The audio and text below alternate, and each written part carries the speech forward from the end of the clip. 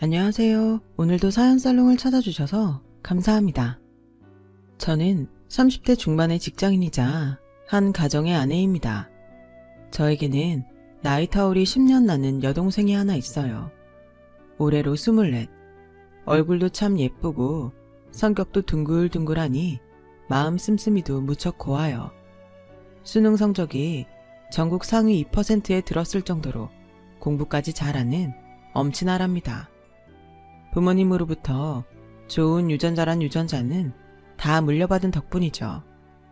저는 동생을 너무 사랑하는 동생 바보예요. 부모님께서 일찍 돌아가셨던 탓에 두 자매가 서로 의지하며 자랐고 언니인 저는 동생을 거의 딸처럼 키웠기 때문입니다. 뭐 굳이 그런 이유 아니어도 어딜 가든 사랑받을 동생이기는 하지만요. 지금으로부터 몇 년 전 동생이 딱 20살, 대학교 1학년 1학기 수업을 듣고 있던 시절이었죠. 당시 저는 사내 연애로 만난 남자친구와 결혼 준비를 하고 있었어요. 동생도 성인이 되었고 대학교까지 들어갔겠다. 이제 새 가정을 꾸려도 되겠다는 생각에서였어요. 결혼식 전날, 동생은 저를 부둥켜 안고 펑펑 울더군요. 딸 자식 멀리 시집 보내는 친정 부모의 눈물처럼요. 언니한테 시집살이 같은 거 막 시키고 그러면 어떡하지? 이상한 사람들이면 어떡해? 걱정은? 나 언니야. 너 키워낸 네 언니. 시집살이? 누가 얌전히 당해준대? 아니 그래도 혹시나 정말 아주 만약에 이상한 사람들이면 언니 그렇게 못 믿어? 하긴 언니가 가만히 당하고 있을 사람은 아니지. 암튼 행복해야 돼. 알지? 너도 그만 좀 울어. 언니 어디 안 가. 결혼해도 평생 네 언니 해줄 거야. 그니까 힘든 일 있거나 어려운 일 있으면 숨기지 말고 다 얘기해. 언니가 지켜줄게. 엄마 아빠처럼. 그렇게 저는 결혼식을 올렸습니다. 신혼방은 시댁에 차렸어요. 동생이 대학 졸업할 때까지 등록금은 저와 남편이 책임지기로 했고 그래서 돈을 아껴야 했거든요. 시댁은 시어머님, 시아주버님, 남편 이렇게 세 식구였습니다. 얼핏 보기에는 아주 평범한 집안이었죠. 문제는 시아주버님이었어요. 시아주버님은 통신사 직원이었고 남편과는 저와 동생 사이처럼 나이 차이가 많이 나는 관계였어요. 그때 남편이 30대 초반, 시아주버님이 50대 초반이었으니까요. 사실 50대 초반이라는 나이를 듣고 조금 놀랐어요. 전 최소한 50대 중반은 넘겼으려니 생각하고 있었거든요. 시아주버님은 심지어 여자를 한 번도 못 만나본 노총각이었습니다. 상황이 이러하니 남편과 시어머니는 늘 시아주버님 걱정이었어요. 특히나 시어머니는 아주버님에게 혹시나 결혼 상대라도 생긴다면 유산을 미리 떼어주는 것도 모자라서 땡빛을 내서라도 결혼 준비 단단히 챙겨주겠다는 작정까지 하고 계셨습니다. 저도 두고 보기만 할 수는 없었어요. 일찍이 돌아가신 친정 부모님의 가르침이 떠올랐어요. 가족의 어려움은 가족이 힘을 합쳐야 한다. 결혼했으니 저도 시댁의 가족이 된 거잖아요. 그래서 직접 도움을 주기로 했습니다. 있잖아 여보, 내가 선자리라도 한번 마련해볼까? 왜? 어디 좋은 사람이라도 있어? 잘 알아봐야지. 맨날 걱정만 하는 어머니 보는 것도 짠하고 해서. 혹시 재혼 자리 생각해? 무슨 아주버님이 나이는 있어도 초혼인데 함부로 재혼 자리 들이밀면 실례지.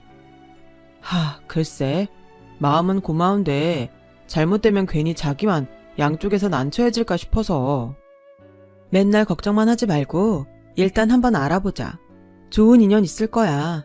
찾아볼게 내가. 마음을 맞춘 저와 남편은 그날로 시아주버님에게 좋은 인연이 되어줄 분을 찾아 나섰죠. 친구의 친척, 직장 선배의 지인, 아는 사람의 아는 사람 등 저와 남편의 인맥이 닿는 만큼 최선을 다해 알아보았고 상대방에게 신뢰가 되지 않는 선에서 그분이 좋은 사람인지를 살폈습니다. 그런데 이상했어요.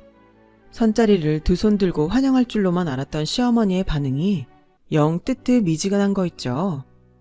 혹시 따로 정해둔 인연이라도 있나 싶었어요. 만약 그렇다면 저와 남편이 추진하고 있는 선자리가 크게 불쾌할 수도 있는 일이잖아요. 그래서 시어머니에게 여쭈어 보았더니 딱히 뭐 그다지 하는 뜨뜻미지근한 대답과 함께 묘하게 기대에 찬 시선만 돌아왔어요. 시어머니의 뜨뜻미지근한 대답과 영문 모를 기대에 찬 시선에 저희 부부는 갈피를 잡을 수가 없더라고요. 걱정과 고민을 거듭하다가 아주버님에게 물어봤어요. 선자리를 만들면 나갈 의향이 있냐고요. 그러자 아주버님은 기다렸다는 듯 한박 웃음을 지으며 나가겠다고 대답했어요. 시아주버님도 시어머니의 기대와 똑같이 시선을 저희 부부에게 보내더군요. 그때 그 기대가 무엇인지 미처 몰랐던 저와 남편은 준비해둔 선자리들을 예정대로 진행했어요. 그런데 혹시 상대분들이 다들 마음에 들지 않으셨나요? 재수 씨는 그걸 꼭 말로 해야 하나 보죠? 아니요, 보면 알겠어요. 처음에 한두 번은 말도 없이 커피만 마시다가 일어났다고 하고 지난주랑 오늘은 펑크까지 냈으니까요. 그래서요. 그분들 어디가 어때서 인연이 되기에 부족했는지를 알려주셔야 저희가 다음 준비를 해드릴 수 있잖아요. 나이가 너무 많아요. 네? 요즘 남자 나이 50이면 한창입니다. 여자 나이 50이면 쉬어 터진 찬밥이고. 혹시 그 말을 상대방 앞에서 하신 건 아니죠? 했는데요. 안 됩니까? 실망입니다. 이런 분인 줄은 몰랐네요. 알았으면 선자리 안 만들었죠. 황당했어요. 상대방 여성분들께 하나하나 연락을 드려 시아주버님의 무례에 대한 진심 어린 사과를 전했어요. 그분들께서는 저희가 무슨 잘못이냐며 용서해 주셨지만 용서를 받으면서도 죄송하고 면목이 없더라고요. 특히나 여자 나이 50 어쩌고 했던 시아주버님의 말은 화가 참 많이 났고 도저히 그냥 넘어갈 수가 없었습니다. 저희 부부의 체면 때문이 아니에요. 남자 여자를 다 떠나서 사람이 사람에게 쉬어 터진 찬법 어쩌고 하는 건 되게 몹쓸 짓이니까 화가 난 거죠. 고민하던 저와 남편은 시아주버님의 인연 찾기를 완전히 그만두었어요. 더는 누구도 소개를 시켜줄 엄두가 나지 않더라고요. 행여 선자리가 잘 되어 결혼을 한다고 쳐도 결혼 다음이 더 걱정이었고요. 여성에 대한 잘못된 가치관을 가지고 있는 시아주버니가 이어주었다는 건 하나만으로도 저와 남편은 이미 큰 잘못을 저지르는 것이기 때문이었어요. 저와 남편이 선자리 만들기를 그만두거나 말거나 시아주버님은 자기가 무슨 잘못을 했는지도 모르는 주제에 저희 부부를 향해 자꾸만 기대에 찬 시선을 보내왔습니다. 그래서 저와 남편은 솔직하게 다 얘기했어요. 지금 그 마음가짐으로는 더는 선자리를 찾아줄 수가 없다고요. 시아주버님은 기가 팍 죽어 방으로 들어가 버렸고 그러기가 무섭게 시어머니가 저에게 한 소리 하더군요. 얘, 넌 한솥밥 먹는다는 애가 그렇게 눈치가 없니? 눈치요? 무슨 눈치요? 시아주버님 되는 사람이 왜 퇴짜를 놨는지 진짜 바라는 게 무언지 그렇게 모르겠어? 진짜 바라는 거요? 젊은 여자 말씀하시는 건가요, 지금?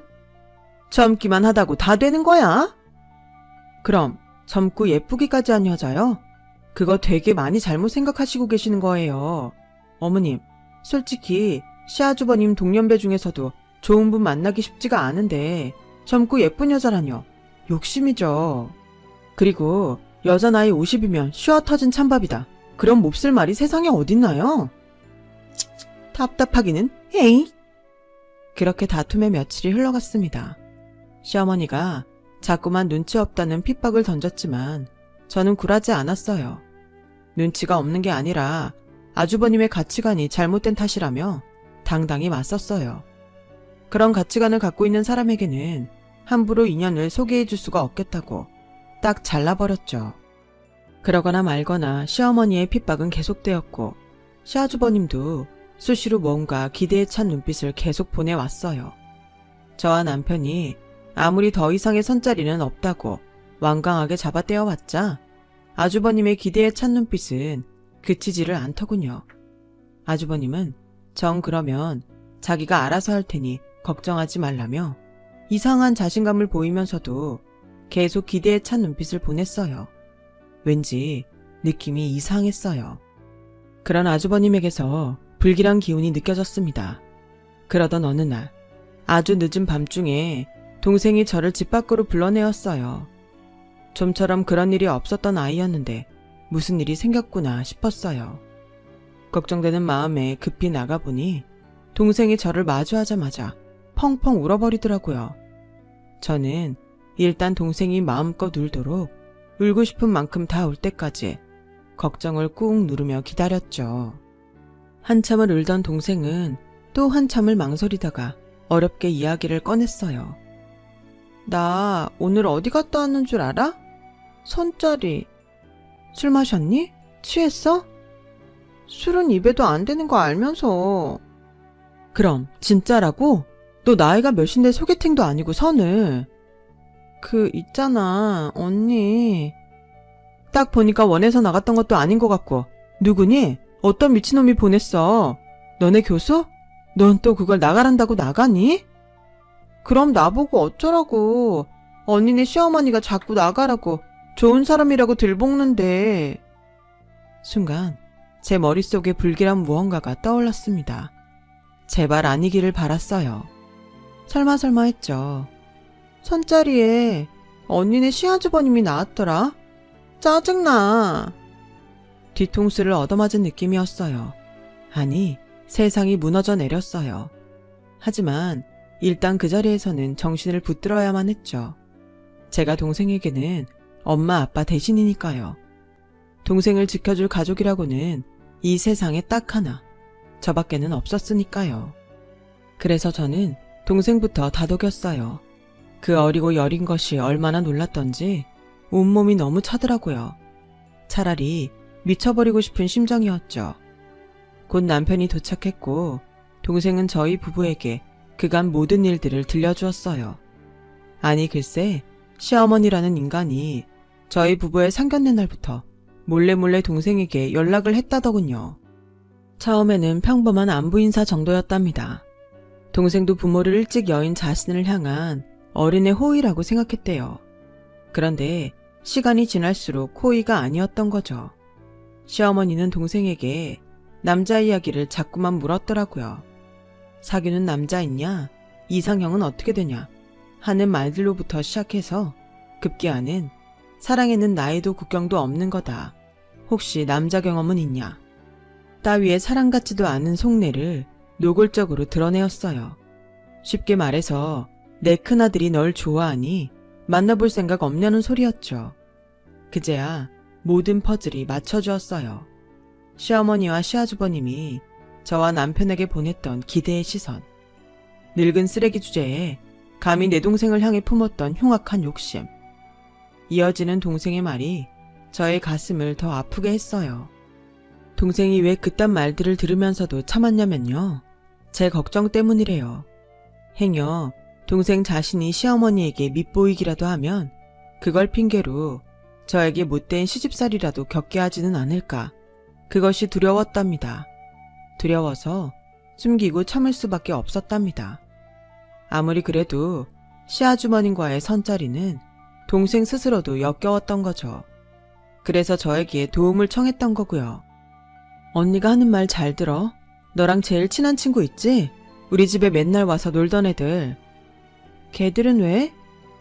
당장 경찰에 신고하고 싶은데 지금 상황에서는 죄 따지기도 힘들 것 같고 또 너도 부담스러워할 것 같고 일단 걔들한테 다 얘기해.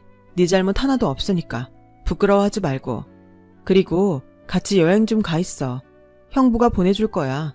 해외든 어디든. 다음은? 언니는 뭐 어쩌려고. 그러다 그 사람들이 언니한테 해코지라도 하면 어떡해. 결혼식 전날에 했던 얘기 벌써 까먹었니? 네 언니 계속 할 거야. 내가 지켜줄 거야. 언니도 되지만 엄마 아빠 대신이기도 하니까. 동생을 그 흉악한 인간들로부터 떼어놓는 것이 급선무였죠. 급한 대로 남편을 동생에게 붙여주었어요. 휴대폰 번호도 바꿔주고 동생을 친구들과 함께 여행을 보내놓은 다음에 쓰레기 모자 몰래 동생이 머물 거처까지 마련해놓고 돌아오라는 신신당부를 해가면서요. 그러고는 그 길로 저 혼자 시댁에 쳐들어갔습니다. 쓰레기 같은 모자도 사태를 대충 짐작하고 있던 모양이죠. 차갑게 굳은 저의 얼굴을 마주하기가 무섭게 도망치듯 방으로 들어가 버리려 했습니다. 저는 그런 그들에게 소리쳤죠. 이래서 젊고 예쁜 여자 찾았구나. 남의 집 갓 20살짜리 동생이 탐나서? 그래도 내가 시어머니인데 반말은 좀 심하구나. 이 상황에 무슨 말을 못할까. 더 개 같은 말도 듣고 왔는데. 개 같은 말일 것까지는 없지 않니? 까놓고 사돈 처녀는 여자고 우리 큰아들은 남잔데 마음 맞으면 한 이불 덮고 살 수도 있고 그러는 거지.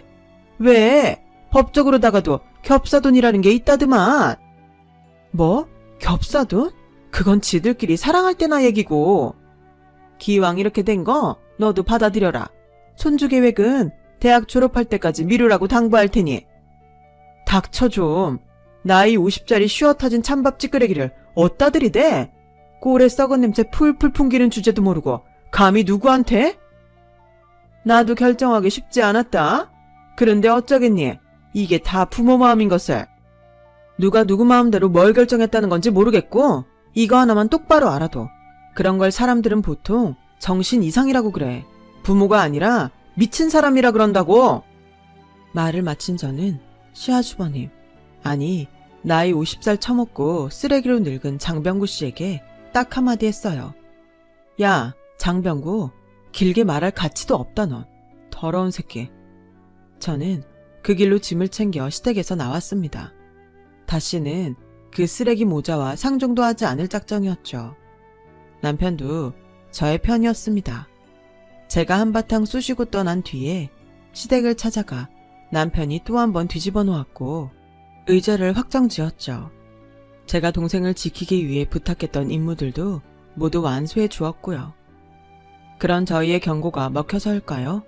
쓰레기 모자는 한동안 잠잠했습니다. 동생이 여행에서 돌아온 뒤로도 이상한 조짐은 없었어요. 그렇게 사건은 마무리되는 줄 알았죠. 하지만 쓰레기 모자는 더러운 심성을 끝내 버리지 못했어요. 시작은 시모였어요. 동생의 학교를 수시로 찾아오기 시작했다더군요. 동생의 친구들이 시모를 쫓아내봤자 며칠 뒤면 천연덕스럽게 다시 나타났습니다. 신고도 해보았지만 경찰도 뾰족한 수가 없는 모양이더라고요. 시모가 동생에게 직접 해코지를 한 적이 없다는 이유에서였습니다. 이해해요. 쓰레기 모자의 흉악한 행동들에 대한 이야기를 처음 듣던 날, 저 또한 경찰들도 처벌까지 이끌고 가기는 힘들 것이라고 예상했으니까요. 그래도 동생을 지켜줄 친구들이 많아서 참 다행이었어요. 물론 다행이라고 해서 당하고만 있을 생각은 아니었죠. 저와 남편은 때를 기다렸습니다. 그러던 어느 날 추악한 장병구가 저희 부부에게 빌미를 주었죠. 통신사 직원이라는 지위를 불법적으로 이용해 동생의 바뀐 휴대폰 번호를 알아내었고 먼저 연락을 해온 것이죠. 저와 남편은 쾌재를 불렀어요. 동생 명의로 된 휴대폰은 사실 저희 부부가 들고 있었거든요. 동생에게는 친구 명의의 휴대폰을 하나 개통해 임시로 쓰게 해두었고요. 저희는 장병구에게 연락하지 말라는 단답을 남기고는 번호를 바꾸었습니다. 그러기 무섭게 장병구가 또 번호를 알아내 연락을 하더군요. 연락하지 말라는 단답과 번호를 바꾸기가 10번쯤. 마침내 모든 준비가 끝났어요. 며칠 뒤 장병구는 세련되고 젊어 보이는 차림이라고 생각했는지 80년대 촌스러운 청청 패션을 쫙 빼입고 신이 나서 집을 나섰더군요. 저희 동생으로부터 만나서 얘기하자는 문자를 받았기 때문이었죠. 그날의 약속을 데이트쯤으로 착각했던 모양입니다. 아주 잘된 일이었죠. 그 문자는 저희 부부가 보낸 것이었으니까요. 장병구가 가발을 휘날리며 해벌쭉 약속 장소로 도착하는 순간 대기하고 있던 카메라들의 플래시 세례가 장병구를 향해 일제히 불을 뿜었습니다. 장병구는 겁에 질려 포토라인에 선 범죄자 마냥 쪼그라들었고 그런 장병구를 향한 기자들의 비난과 조롱이 쏟아졌어요. 사돈처녀에게 치근덕거린 것이 사실입니까? 오해하지 마세요. 사랑입니다, 사랑. 사진 찍게 얼굴 좀 가리지 마시고 본인의 행동이 쪽팔린 줄은 아시나요? 거참, 사랑한다니까요, 순수하게. 당사자가 아니라던데요. 더러워 죽겠다던데요. 장병구 씨가 한 행동이 범죄라는 거 인정합니까?